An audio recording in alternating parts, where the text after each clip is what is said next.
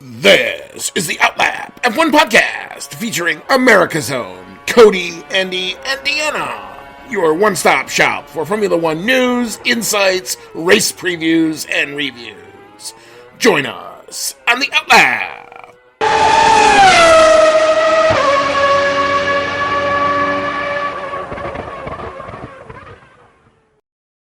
All right. I hope y'all enjoyed the break of our solitary week off, because we got a triple header and it's going to come at us thick and fast. You have found the Outlap F1 podcast. This will be season 7, episode number 6. Our first stop on this triple header is the 2025 Japanese GP. And you've got Andy, and I'm along with Cody tonight. And Cody, I feel like this is your home away from home. So it's a bit of a homecoming. So you're going to pull the Piastri and say you got 1/15 of Japanese blood in you this weekend? I could trace back a ways and probably not find any, but I sure would love for it to be my home away from home. I loved it when I visited. I would love to go back and see it not in the middle of the night as we're going to do this weekend. This one's high up on my list of places to visit. But you do get to see the cherry blossoms will be in full bloom. I'm sure they will be around the track, so it's going to be a very picturesque weekend for sure. And if you have found our show, welcome along. You can find us, as always, on the newly minted Blue Sky. We are over there. X, we continue to post content there. Instagram, Discord, Reddit, and of course here on YouTube at Outlap F1 Podcast is where you would find one handle for all of those places. You can see our link tree. It'll take you to all of our great content. If you're on YouTube and you like what you're seeing and you enjoy what you're hearing, you can do us a solid and click the like button, or you can follow us along and click the subscribe button. If you're on your favorite podcasting app, a 5-star review will definitely help us out, get our content to you that much quicker. You can email the show, as always, chatnow@outlapf1.com. I am going to check to make sure that actually is forwarding to the right spot. You can always email us at our basic Gmail account, outlapf1@gmail.com as well. Outlap F1 Nation, who continues to support the show. Thank you so much to Dean Warwick, Yuri Dolchester, Paul Weaver, Quentin Warden, Kevin Kelly, Regan Stanzik, Timothy Brown, and of course, Jonathan Scott. If you'd like to become a member of what we call the hashtag Outlap F1 Nation and get the shout out and add your name to that lovely list, you can see our anchor page in our show notes. $1, $5. We will be most appreciative if you'd love to do that. What that does is help us to keep our equipment relevant as technology continues to evolve in this ever-changing world. All right. Well, if you have been under an F1 rock, we are probably the last one to announce this, but it did happen literally right as, I think, a little bit after we posted the last review episode, but not too far afterwards. So in true Outlap F1 Nation, or true Outlap F1 podcast fashion, now we're going to talk about Yuki Tsunoda replacing Liam Lawson at Red Bull from the Japanese Grand Prix and onwards, with the 24-year-old getting the nod to replace the struggling Liam Lawson after a very difficult 2 races for the gentleman from New Zealand. The quotes from Christian Horner, they've been very, very well circulated. He said, quote, "It has been difficult to see Liam struggle with the RB21 at the first 2 races, and as a result, we have collectively taken the decision to make an early switch. We came into the 2025 season with 2 ambitions: to retain the World Drivers' Championship and to reclaim the World Constructors' title, and this is purely a sporting decision. We have a, quote, duty of care to protect and develop Liam, and together we see that after such a difficult start, it makes sense to act quickly so Liam can gain experience as he continues his F1 career with Visa Cash App Racing Bulls, an environment and a team that he knows very well." Liam Lawson was very, very silent. A lot of times you see the reaction from all the drivers and all these press releases. Not until a couple of days ago when he finally broke his silence to Sky Sports on Wednesday. He said it was, quote, not something that he saw coming. The discussions we were having as well, I think we weren't really leaning in his direction. So it was definitely not something of a sort that I expected. Cody, you've got the Red Bull hat on. This is your team. What you think of all of the moves? Was it time to make a change, or was this reactionary and a little early? What you thought? A little bit of both. Now, it's been about a week and a half since this news came out, so we've had a lot of time to think about it, process it. Heard a lot of other commentators give their opinions on what they think about this. And I think that Yuki Tsunoda probably should have been in the seat in the first place. And now we're seeing the aftermath of Red Bull trying to jump the gun on Liam Lawson and not give him enough time to literally get up to speed. And yeah, we're seeing the bad side of that. Now, I had thought that they would have given him more of a chance than 2 races. It has to be a new record for the amount of time it took for Red Bull to kick someone out of that seat. It is cursed, it seems.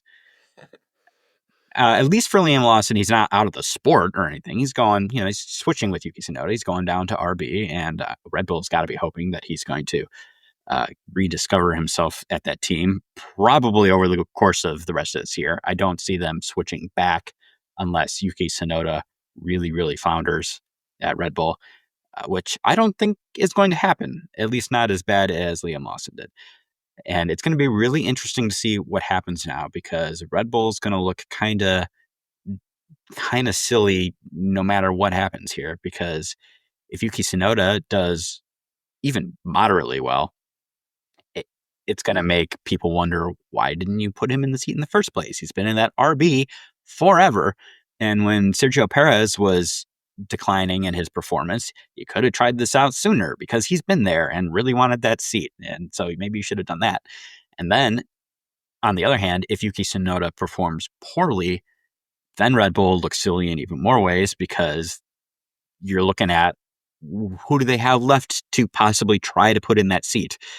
They've got pretty much nothing. They're not going to put, and he's so new, I'm even drawing a big fat blank on his name at the moment. Arvid Lindblad. Oh, not even Arvid Lindblad. Who's in the other RB seat? Oh, Hadjar. Hadjar. Thank you. Yeah, see, Hadjar is so new to the sport, I can't even remember his name. So they're not. Well, he's only finished one. It's okay. He's only finished one race. It's all right. Yeah. They're not going to put him in the seat right now. Because if Yuki Tsunoda can't do it at this point, Red Bull's got to really go to the drawing board in more ways than one, because they have to find someone who's able to drive what is apparently a very difficult car, and there's not really anybody really that much on the market right now. They're not going to go back to Sergio Perez. I think that ship has sailed. Valtteri Bottas has got a nice test gig over at Mercedes now. I'm not sure that they would release him to drive the other Red Bull seat, even if Bottas really, really wanted to. You're kind of don't really have a lot of options left if it comes down to Tsunoda performing poorly. So then you got to leave him in there, kind of like they did with Perez, and it starts to just get painful as the year goes on. And Red Bull has to acknowledge now that a lot of this is how they've developed the car, and Max Verstappen is just so good at driving even kind of crappy machinery that he's making that car look better than it is, and Red Bull has been ignoring that for as long as they can, and now they can't ignore it anymore, because even Max says the car's shit. Yeah, I mean, it feels like if there was a panic button, a giant red button somewhere in the Red Bull factory, it feels like it has now been pushed. There really isn't any other moves after this. This is the nuclear option, and they've now done it. I do think you're going to see, okay, Yuki Tsunoda, here's your chance. Go get him, kid. From everything he's said in the course of the last week since this has come out, I thought it's been all the right stuff. Granted, it's probably through some translators, so I don't know how real any of it is, but we're going to find out. We're going to find out the first time he gets upset on the radio, and then we're going to know. But even then, sometimes that's what gets him into his zone and can do that. So that's not even necessarily an indicator of how he's going to drive the car or become one with the car or whatever. But here's his shot. So I'm happy to see that. I feel just terrible for Liam Lawson that he got elevated so quickly, and they literally did not give him it wasn't even a real shot. It was 2 tracks he doesn't know. He's never raced at Melbourne, and he'd never raced in China before. So now you would have thought, like, maybe you give him at least this race. This is a track he knows very well from his Super Formula days. I could see after 3 races, I could see after this triple header, if it was still the same result. Yeah, but the other part of it is Red Bull also knows and sees what the scoreboard is doing and understands that if they want to have any shot at the constructors, they have to have the other car scoring something, because it can't be Max by himself. So they were literally stuck between a rock and a hard place. And there's the thing in the Simpsons movie where Homer is literally hitting both sides of it. That was Christian Horner and Helmut Marko. They were just kind of sitting there going back and forth. If they did nothing, they were going to, I think you're right. There's a critique that you could do from whatever they were going to do, because one, Lawson wasn't producing, so you could just continue to criticize that choice. If you make the move, yeah, you're right. They can criticize it if this goes bad. If it works, it is kind of the equivalent of sending a promising young pitcher back down to the minor leagues to work out his issues and possibly come back. The question is Red Bull actually going to be willing at some point to take Lawson back into that seat if he is pulling his weight in the RB car, which is, according to what everybody has said, a far easier car to drive. Let's hope that he has a good weekend this weekend. He's got to get on the board points wise. I feel like it's got to be now or it's really panic time. So yeah, it's going to be fascinating to watch. Not something I saw coming. I did not think they were going to make the change after 2 races, but here we are. We got to roll with what we got. So it will be fun to watch. There will be eyes on the Red Bull cars all weekend. And not just because there's a Japanese guy in the car, but also because that car's going to look really freaking good on the grid this weekend.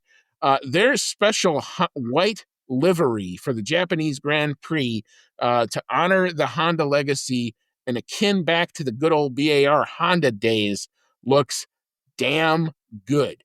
For all the special liveries that come and go, and sometimes we don't really have a lot to say about it, I think you're going to like this one. If you have not seen it, I would highly recommend going to Google it or find it on your favorite social media, get a high-res picture of it, download it, maybe put it as your background, because I'm not even a Red Bull guy, and I think that's a damn sexy-looking car. Cody, what's your thoughts?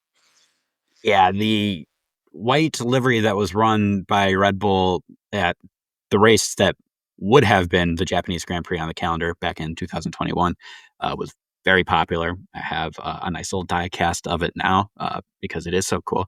And when I saw the images released of this livery, the white, red, black, I kind of was sitting there at the office going, it looks beautiful.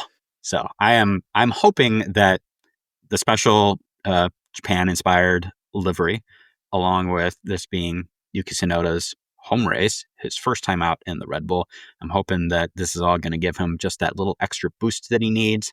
Who knows? Maybe even Honda is going to say, why don't you just turn up the engines just a little bit for this one to make us look really good in our last time in your car in Japan, because this is the last year that Honda badge is going to be on the Red Bull car, because they're going to go team up with Aston Martin starting next year.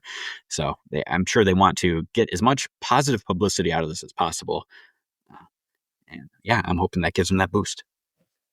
Well, we shall see. I will tell you this, it's going to look awfully good going around that track. The only question is going to be, do we get it mixed up with the Racing Bulls just on TV as they're flashing by?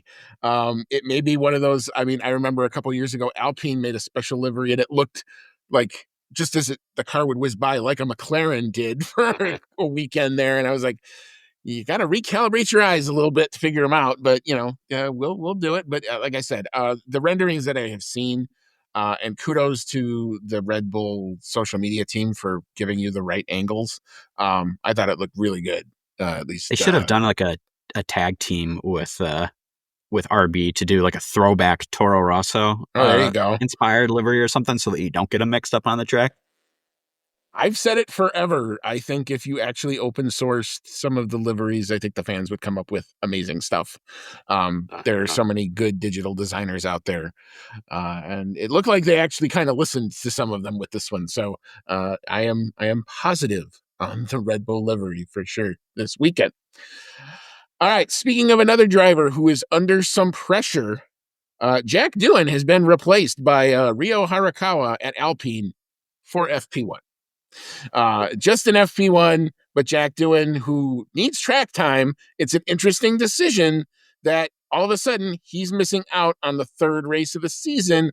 Granted, you have to give the young, a non-rookie driver at least some time in a car to satisfy the regulations, but it's interesting that it comes at the third race of the season, but I'm sure there's commercial applications for Ryo Harakawa to be in the car forces at Suzuka. Makes probably good sense. Cody, what's your take on Doohan having to give his seat up in a valuable free practice session? I think that it's a combination of Alpine not really having full faith in Doohan and the timing. Normally, we don't see the young drivers come in to do their practice sessions until later on in the season.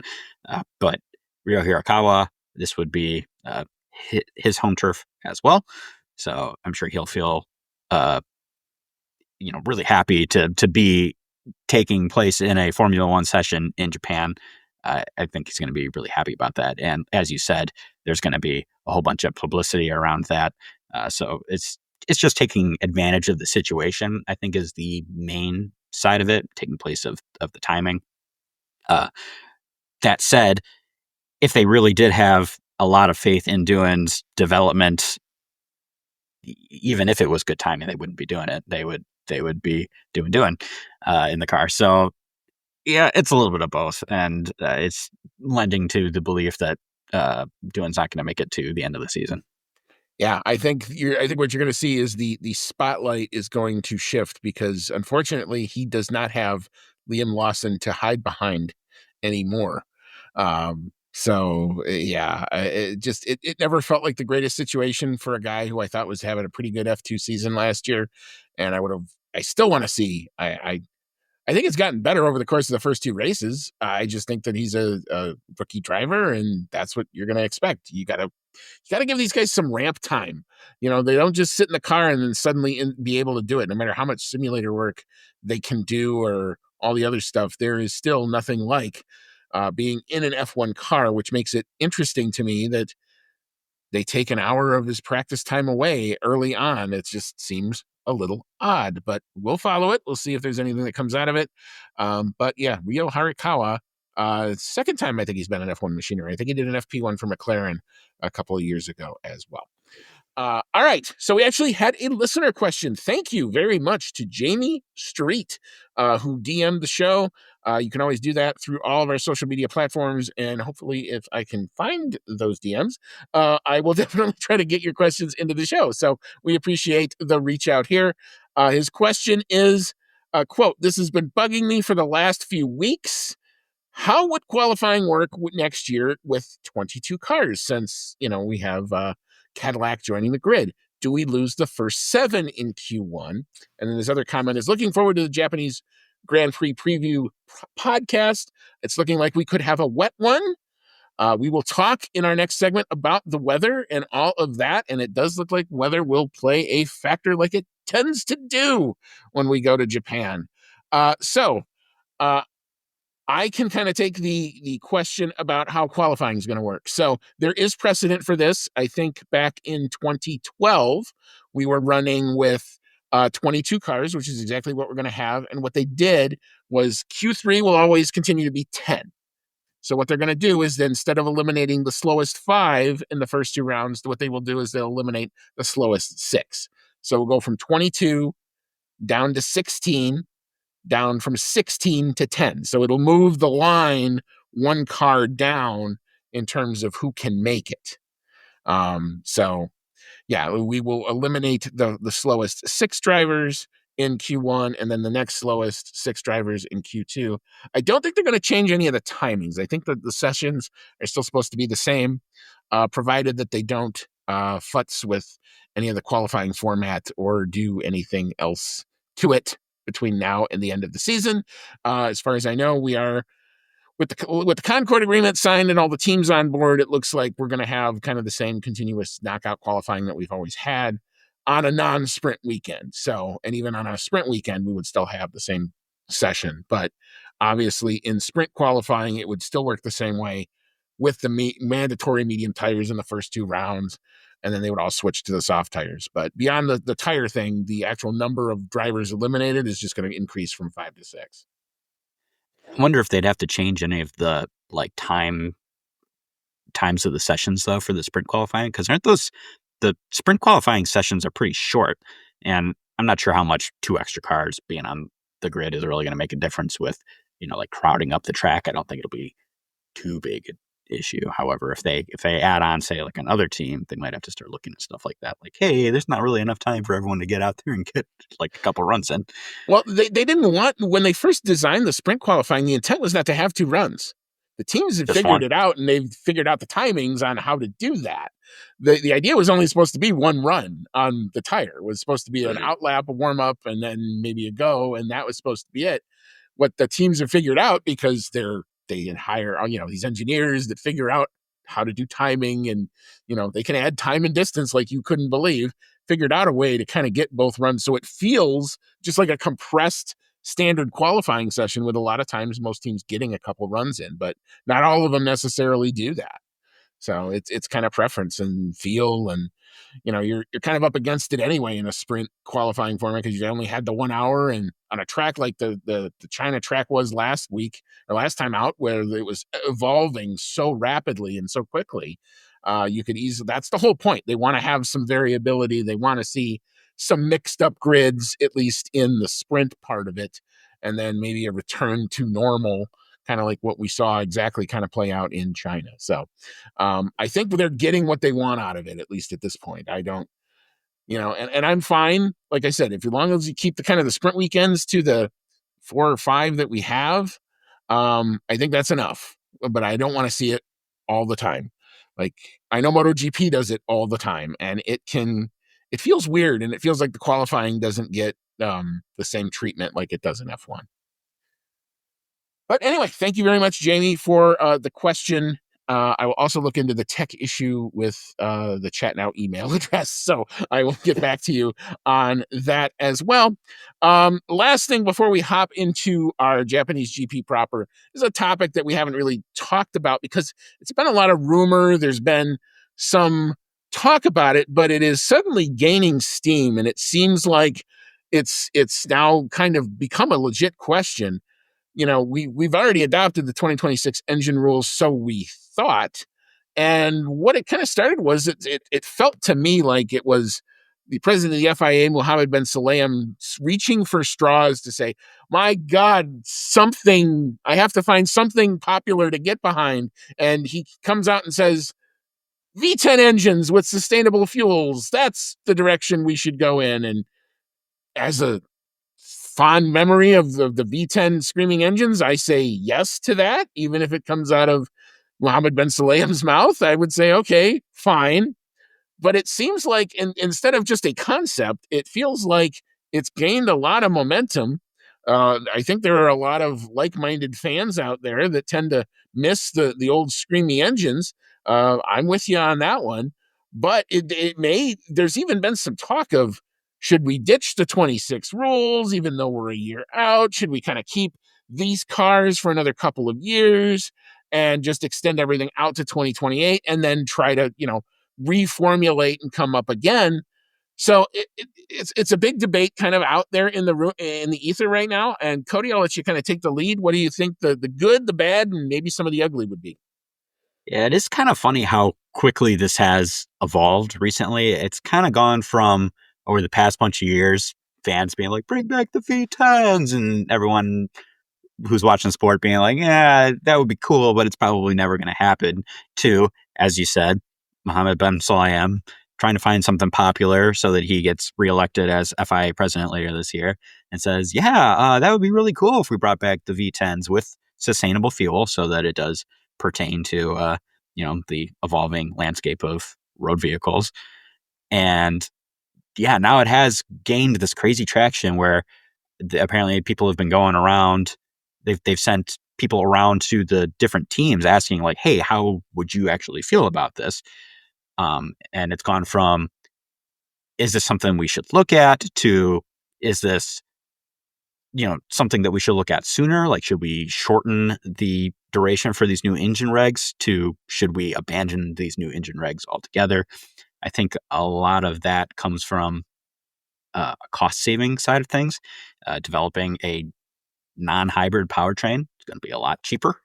If you're just doing an internal combustion engine, V8, V10, whatever, it's going to be cheaper. It's going to be easier to work on. You can decide if you want to have turbochargers or not. You're going to really have that scream come back if you do just without the turbocharger, but you could get maximum power if you keep the turbocharger around and just get rid of the hybrid side of it. I think a lot of it comes from concern about performance as well. We always tout F1 as being the pinnacle of motorsport. It's supposed to be the highest performing vehicles that there are for racing.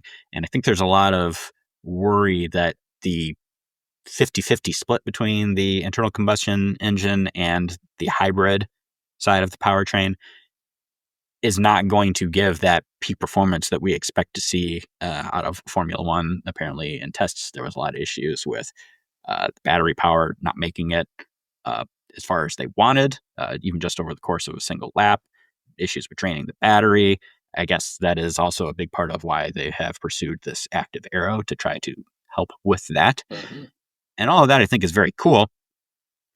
I'm on your side. I think it would be really cool to bring back, even if it's not V10s, even if you just go back to the V8s that they were using for the current hybrid powertrains. Those were pretty popular and they still sounded really cool. And I never got to hear them in person. So I would love to see that. I'm sure the teams would love getting a bigger profit out of, not having as much money invested. But the fact of the matter is you lured in teams like, Audi and GM, who, especially with Audi, a whole big part of the reason that we're going with these new hybrid powertrains is because Audi said they wanted something that pertained to road cars technology that was pretty much put in place to get them into the sport. So if you pull back on that too quickly, they're going to go, what the hell? Why did we invest all this money into coming into Formula One and building our own engines if we're just going to get rid of these engines after a couple of years and go back to something we didn't want anyway? I feel like they have to at least run these engines for a few years to,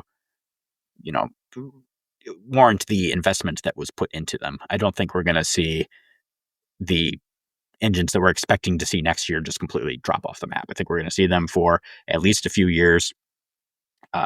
If the racing is not as interesting, they're going to speed up development to something else, which hopefully will be just plain Jane ICU.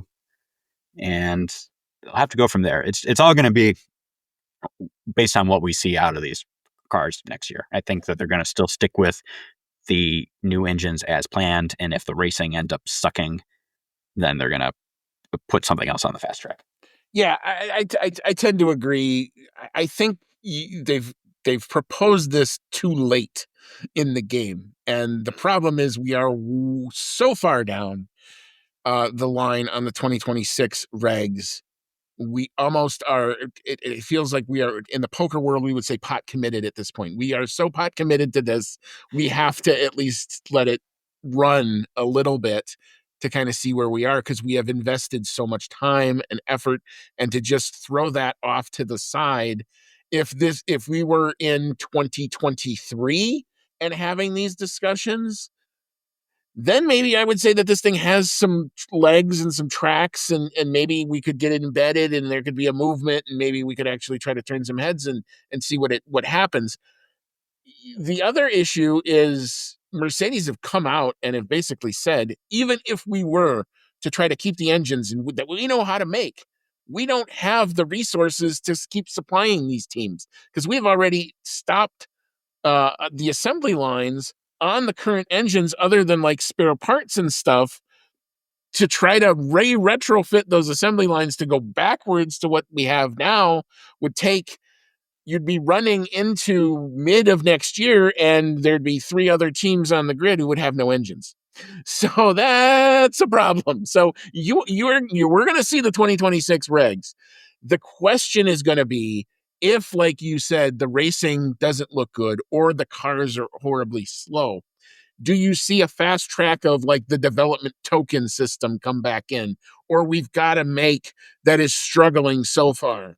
Like if Ford comes in and Red Bull are not looking well, or if Audi come in and they are not looking well, and it's all Mercedes power in the first 10 spots every weekend, nobody wants to see that.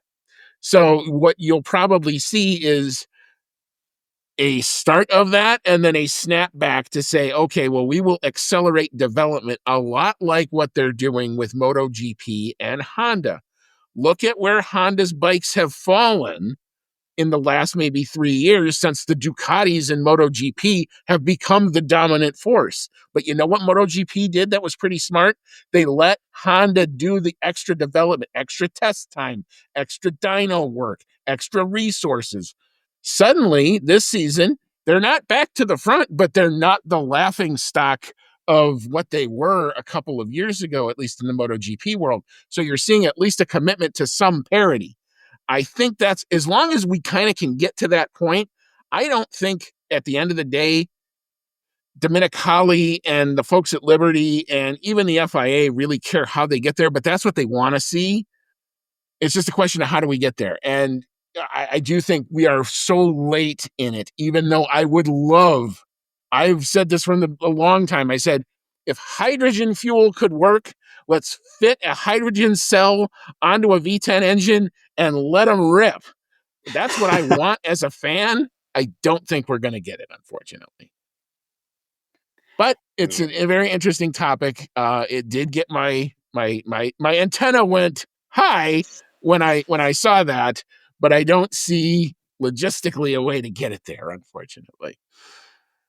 So kind of frustrating, but interesting topic. And if there is progress on it, we will obviously continue to follow the story and we will bring it to you as we learn it. All right, so we are going to take a quick break. We will re-rack. We're going to come back. We're going to hop into our Japanese GP proper. We will answer Jamie's second question about, do we have potentially a wet race? We'll get into our track facts. We'll get into our stats. We'll get into the weather. And then we're going to take a stab at what we think is going to happen over the weekend. And then we'll tell you where and when you can find your F1 this weekend. I hope you like burning the midnight oil. It's going to be another late/early one if you're in the U.S., so come on back. We'll tell you all about it in just a bit. You are listening to the Outlap F1 podcast, and we'll be right back after this quick pit stop.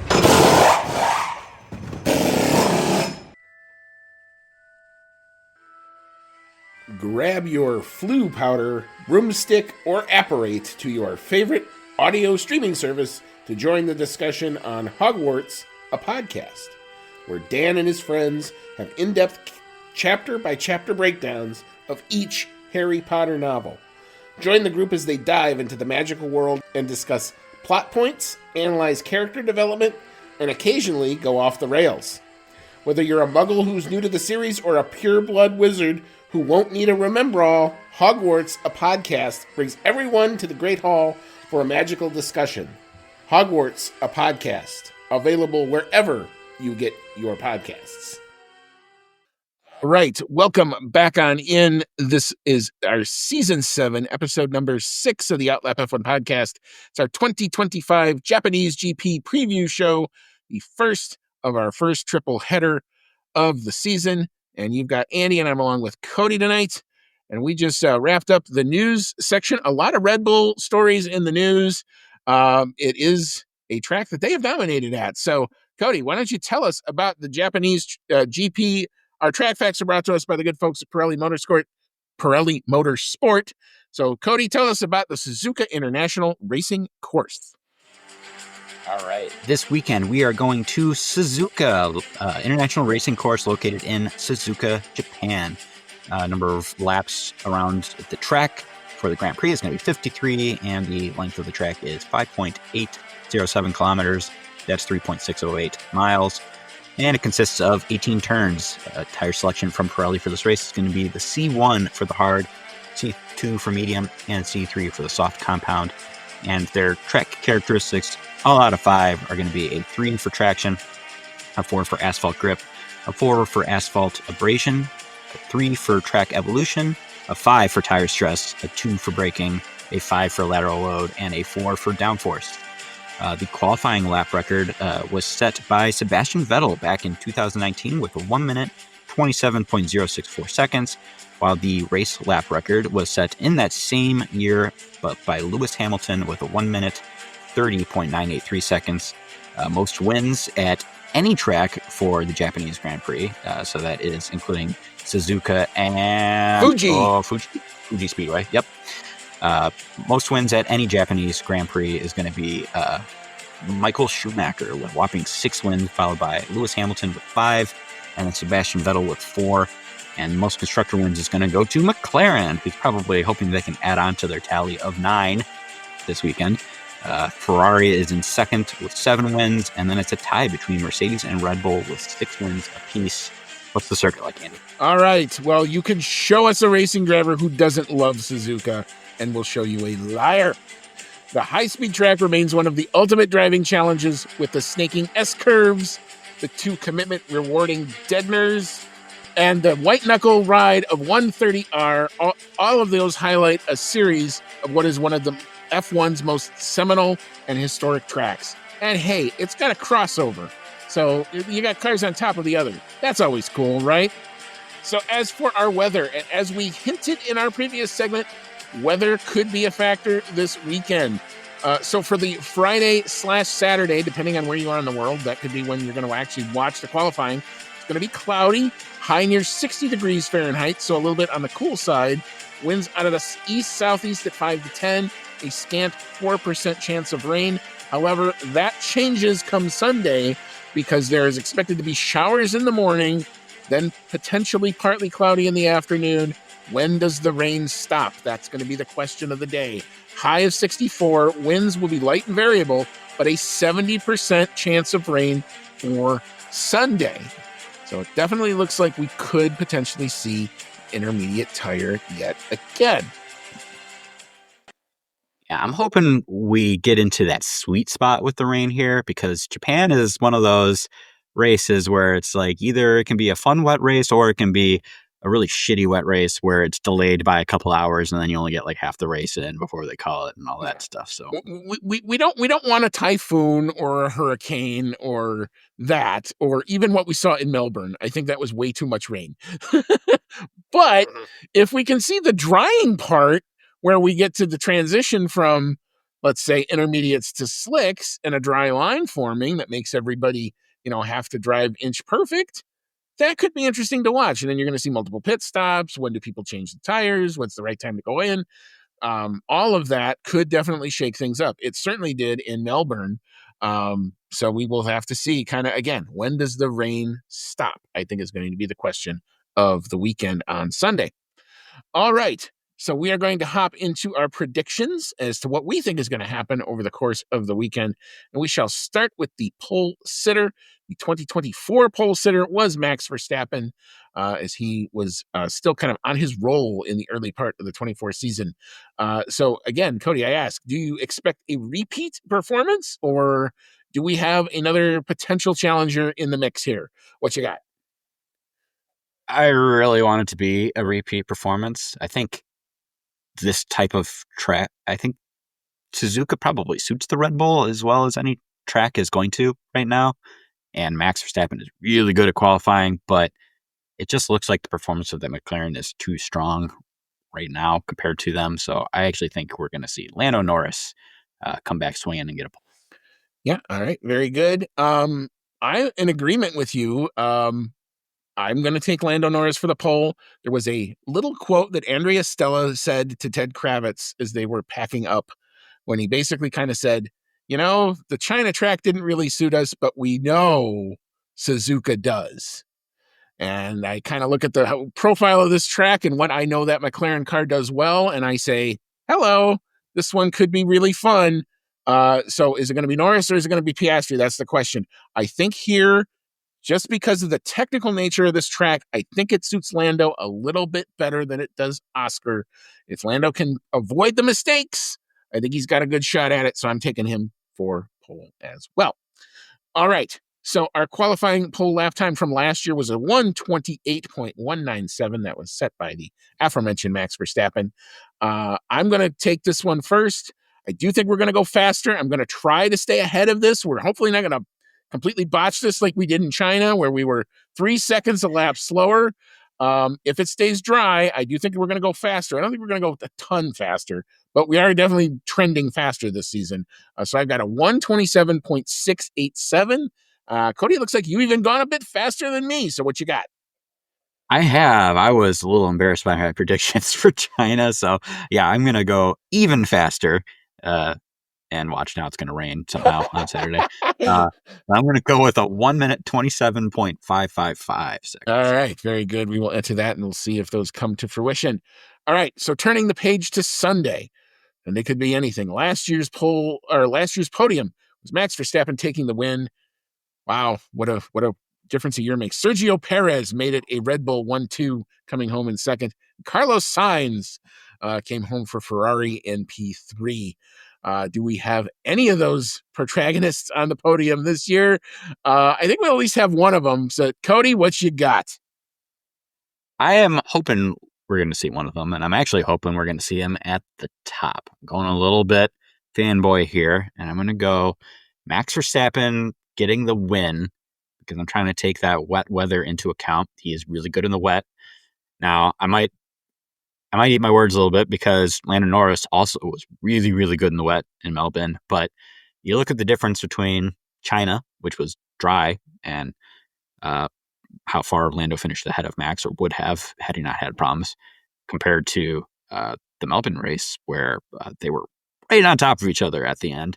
So I'm thinking that Max might just be able to take advantage of that here. I'm going with Max gets the win, Piastri comes in second, and Lando Norris comes in third. All right, very good. I get your point on, I think Max is really good around this track. There is no denying that. I think this is a track that suits, generally, I think the Red Bull package a little bit better. But as I also said, I think it suits the McLaren package pretty good too. I think that you're going to see when they go good at one, they're going to tend to kind of follow the other. I do think Max is going to wring something special out of this car this weekend, because he knows he's got to produce it now. And they all know that. They're definitely feeling the pressure. However, I do think Lando he's going to make it interesting. I guarantee you it is not going to be straightforward 20-second victory here, but I'm going to say Lando gets the win. I'm going to got Max coming in second, and I got Oscar Piastri doing a double McLaren podium in P3. And not that far behind them, I think, will be the two Ferraris. And then don't forget about George Russell. So just because I don't have anybody in the podium doesn't mean that they're not going to be in the mix. They will definitely play a factor this weekend for sure. All right. So our fastest lap and driver, even though there's no bonus point for it, we still award a point for it in our predictions. The 2024 fastest lap time, Max Verstappen took it, a 1:33.706. Cody, what you got here, and who do you got doing it? Well, now I'm starting to think about the rain, and that my prediction makes absolutely no sense unless it dries out. So now I'm hoping it dries out, because I'm not changing my prediction. I've got Lando Norris setting the fastest lap, and I've got him doing it with a 1 minute 33.001. So that's like 0.6 faster than last year. Hopefully Lando can do something special on a dry line to make that happen. Well, and the question is going to be, like I said, it could be 70% is, I love when I read that in the weather. It means it's going to rain at some point during the day. If it rains at 10 in the morning and the race is at 2, it very well easily could be completely dry by then. But it would mean at least a green track, and at least there would be definitely some evolution going on. That said, I'm going to say that it's going to be dry, at least for part of it. But I think Lewis Hamilton will set the fastest lap. And he's going to do it with a 1:33.158 is what I've got for a prediction there.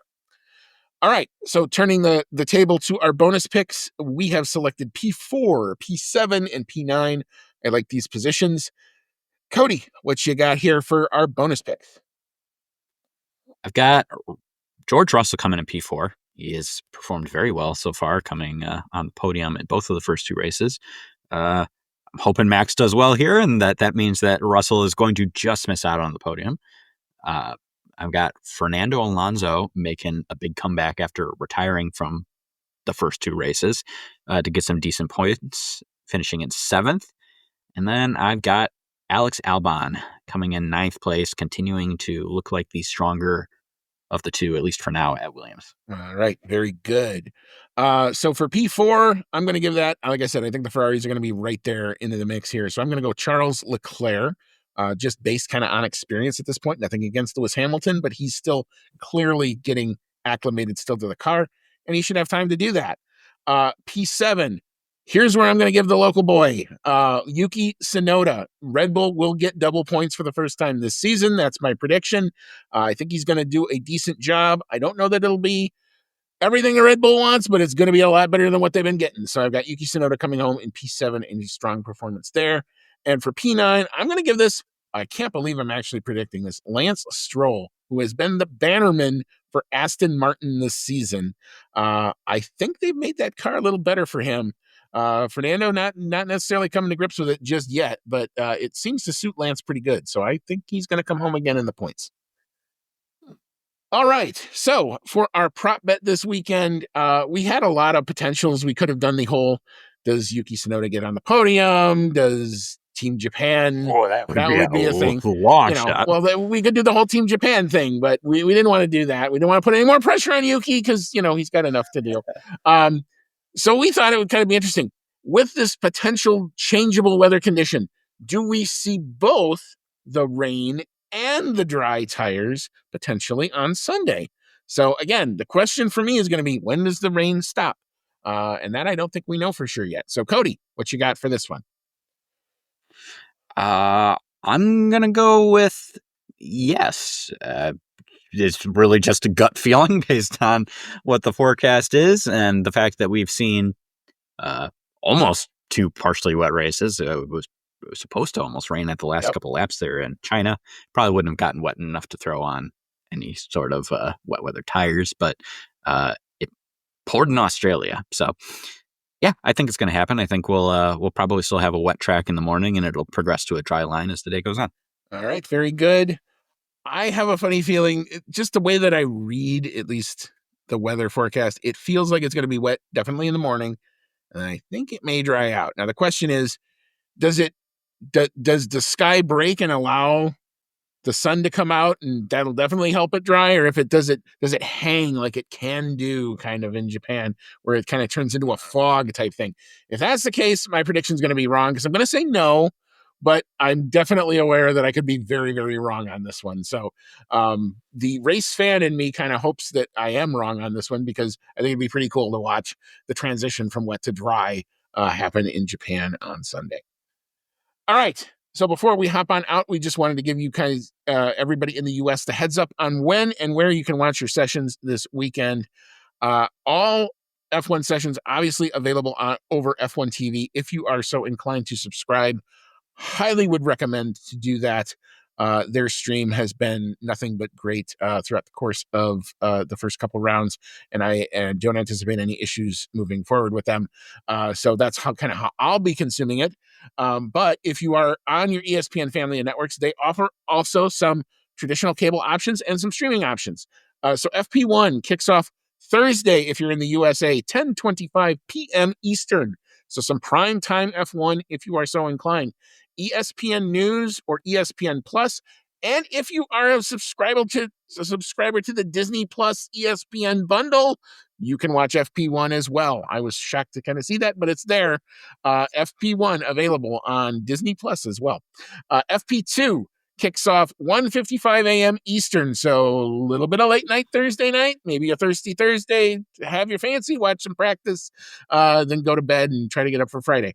ESPN2 will be your home for that if you want to catch that live. FP3 will happen Friday evening, 10:25 p.m. Eastern. Again, ESPN News, ESPN Plus, and the Disney Plus options are yours for the taking. Qualifying will kick off 1:55 a.m. Eastern on Saturday morning. So again, if you're laid out on a Friday night, catch some qualifying, stay on up. It's worth it. I swear, ESPN2 is your home for that. And the race kicks off 1 a.m. Eastern on Big ESPN. There also will be some rebroadcasts of the race. If you're not crazy enough to want to do it in the middle of the night, I get that. Check out ESPN News 3. I think it's usually like 3 o'clock Central, and then another one usually around 8 or 9 Central. So good opportunities to catch all of your sessions this weekend. F1 TV is of course on demand. They literally post the entire session 5 minutes after it ends. So they are great about getting that up. And if you happen to miss it live, it's a great way to catch up and stay off of social media while you're doing that. All right. So we will be back on Sunday night to recap all of this. But Cody, any final thoughts? I didn't get a chance to go with you guys when you guys went to Japan. I always kind of felt a little jealous because of it. But so I always try to channel, and I think if I was going, what would I be looking for? So kind of tell us a little bit about the climate if you kind of know. The climate, like the literal climate, because this time of year is going to be very different from what way you nicer had. than when I was there. When I was there, it was hot as hell, like hot and humid. It's probably still going to be humid, honestly. This is actually what I would like to see. Like, I would love to go this time of year because there's the cherry blossoms and they're supposed to be beautiful. And you see, I could kind of twist my wife's arm and be like, hey, we go to Japan, we go in the spring, we'll get to see the cherry blossoms, it won't be so hot, and by the way, we can take a little trip down to Suzuka, hop on the bullet train from Tokyo. Yeah, that actually sounds like a fantastic vacation to me. I loved my travel to Japan. We are actually planning on going back next year. I don't think it'll be this time of year, unfortunately, so I probably will have to delay my dream of seeing the Suzuka race a little longer. But yeah, this is a great track to watch. Drivers love it. It's a very fast track. Lots of cool turns. This is one of my favorite tracks to drive on racing video games, honestly. This one in Spa. And yeah, I'm hoping it's an exciting one because the Japan race can be a little hard to pass at. So it's kind of, you either get a really, really good race or you get kind of a really, really boring race. So I'm hoping, again, that it is the former. Well, yeah, we are going to see. And like I said, we will be back on Sunday to recap it all and all of the fallout from round number 3 of our Formula One season. So for Cody, it's been Andy. Like I said, we'll catch you on Sunday night. And as always, folks, may all your laps be fast.